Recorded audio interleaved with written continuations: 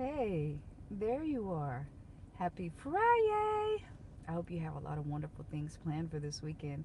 I just wanted to come by and say hi. It's been a few days. And I'm happy to see that you've had that smile on your face lately. Yes, happy for no reason and for every reason all at the same time. I just want to remind you that you are capable of all of it. And I'm not trying to push you or force you into things, but I want to help you believe in those things that you keep hearing in the back of your mind to do. And you're like, no, no, I'm not going to do it. You know, those thoughts, those ideas, they come to the back of your mind for a reason. And yeah, you might not have all the tools to do them right now. You may not have all that, well, how. You might not know the how. You may not know the when. You may not know, but the idea is there for a reason. And so do not give up on that and just kind of take a little bit of time to think about it. You know, a lot of times we don't let our mind venture into things that we have not seen before, or maybe we haven't grown to that point, or we haven't done something on that level before, which is interesting because if we think about something like something not happening or a bill or something unhappy or a bad scenario, boy, it's easy to drum up fake dialogue in our mind about that, right? But it's really hard to think about things that we have not seen or done in our life as far as how do we get this done. And what I will tell you is if it's for you, it won't stop calling. If it's for you, it won't stop calling. Now, whether you choose to ignore it and whether you try to just say that that's not for me and you pass it along, that's on you. But it won't let you sleep if it's for you. And it will kind of excite you and ignite you. But if there's a part of you that still has all these doubts about your abilities and your worth and your capabilities, you don't have to have all the answers, my friend. You just have to have some courage. And sometimes I call it crazy courage or delusional courage. The type that you don't have the answers because a lot of people want you to build out the whole plan before you start the procedure. Well, you got to have all the steps in line and you got to do this and you got to do that. What I found is the more that I trusted in the steps of my life, the bridges, the nets, the windows, the doors, the people, all the things that were supposed to appear in order to make this vision, this incomplete vision of what I was seeing and wanting, all of a sudden, all those things started showing up. And it started making those things possible. People I didn't know, situations I didn't know, cities I didn't know, states I didn't know, faces that seemed familiar but I never knew who they were. Things just started happening in my favor. And here's the thing, I'm no different than you. I'm no different than you. Other than I have that absurd, wild and crazy, undeniable, gigantuous sized faith. And maybe it's because life has tested me in so many different ways and put me through so many different fires. And I keep coming out better and better. That's why I know that my Creator tells me I'm limitless. It's not because I'm His perfect child.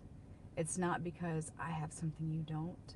It's not because I paid extra tithe this month, or it's because God is love. And in this journey, He's given us all something to show pieces of Him here on this earth. And I say Him because that's how it's understood universally. But He's everywhere in everything. And I think when I started to understand that, I realized that He always orchestrates a perfect symphony for His will. So when the seed comes and hits you in the head a little bit and you're like, what? Don't start doing all the investigating and all the how. Learn to be the receiver. Learn to allow. It's different when you're an adult learning how to be the recipient, because I think we've always been told, like, if you didn't earn it, like if you didn't make that happen, then you can't just have it, right? But what I've learned is even when my kids would do things that I didn't really like when they were little, When it came time to dinner, they still got fed. When it came time to going to getting some things, I still got them what they wanted. And I realized that kids are going to be kids. And I'm not saying that as adults we shouldn't be better than some kids, but what I'm saying is love is love. And the same way I love my children, and I will stand beside their choices. And just because they do something I may not want, that does not cut off my love for them. And that's the way I think about my relationship with God, is like, yeah, he's got things there for me and lined up for me. And I just, if I cut myself off of them, that's my problem.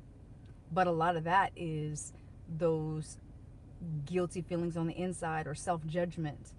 But the willingness and the availability, well, it's always there. But I have to remember, I don't have to control it. I just have to keep staying present and listen for the whisper of the next step. Believe that all things are possible. Truly believe that. I know a lot of people, they'll be like, yeah, I believe in everything. And then they'll turn around and in the same breath go, I don't know how that's going to happen. And it's just like, okay, all right, so you believe it, but you don't, but you do, but you don't. Okay, so I'm going to tell this really quick story that I'm going to get off of here. I've told this before, and I tell it probably a little different way each time, so here you go, version 34. So there's this individual, and he goes on, he passes, he goes on to the gates of heaven, and Peter's there. Peter welcomes him. And he's like, hello, welcome to heaven. I'm your tour guide. We're going to go around, and I'm going to show you some things. And he's like, great. So they see these wonderful things, but out into the way, this gentleman sees this building, this Amazon looking building, let's say. And he says, well, Peter, what's that over there? And Peter goes, oh, it's a building. It's, nothing for you to see. It's like, it's heaven. What would I know? It's heaven. I'm supposed to be able to see everything. Everything here is, I'm in heaven. I made it to heaven. What is really off limits in heaven, right? So Peter goes, okay. So the guy follows him, and they walk down to this building, and the guy notices that Peter's demeanor kind of changed, and he got kind of sad as he's walking to this building. And as they go in, it's kind of like Amazon, where they have the conveyor belts and they have these boxes, and there's all these names on these boxes, right? And so the guy looks at Peter and he says, hey, do one of these have my name on them? Peter was like, yeah, one of those has your name on it. And so he goes, he looks, he's like, Peter, I have found my box. I have found my box. So he goes in there and he opens it up, but his face changes. He gets kind of like sad. And he's like, Peter, I would have loved these things. I don't remember any of these. This can't be, this box cannot be for me, because I would have loved that, and I would have did that, and what is this? And Peter lightly touches him on the shoulder and helps him shut the box, and he tells him, he says, well, those are all the things that God had in store for you, but you didn't believe in them, and you never asked for them, so they've got to go on to somebody else who can do and have those things. And the guy was kind of perplexed, right? So I say this to you as I leave your cookies on the counter and wishing you a fabulous Friday night. Ask for it. Go big. Believe in yourself. Allow the chapters to go as they may.